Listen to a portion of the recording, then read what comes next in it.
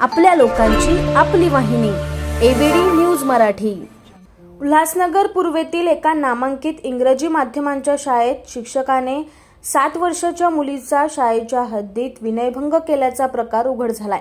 या प्रकरणी गुरुवारी हिलँड पोलीस ठाण्यात गुन्हा दाखल झाला असून शिक्षकाला अटक करण्यात आली।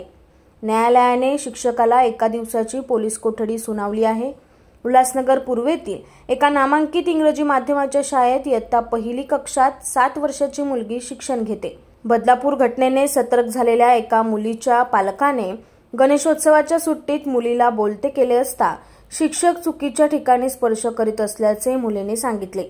या प्रकाराने पालकांना धक्का बसला असून त्यांनी शाळा प्रशासनाकडे याबाबत विचारणा केली। त्यानंतर मुलीच्या पालकांनी गुरुवारी हिलँड पोलीस ठाणे गाठून झालेला प्रकार पोलिसांना कथन केला। पोलिसांनी घटनेचे गांभीर्य ओळखून विनयभंग व पोस्को अंतर्गत गुन्हा दाखल केला आहे। तसेच शिक्षकाला अटक केली। न्यायालयाने शिक्षकाला 1 दिवसाची पोलीस कोठडी सुनावल्याची माहिती वरिष्ठ पोलीस निरीक्षक अनिल जगताप यांनी दिली आहे। आपल्या लोकांची आपली वाहिनी एबीडी न्यूज मराठी। आपल्या एबीडी न्यूज मराठी या यूट्यूब चॅनलला सबस्क्राइब करा।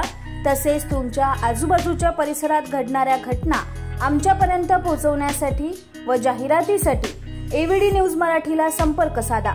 संपादक रेश्माताई दुधाने 9765529008 आणि 9370508280।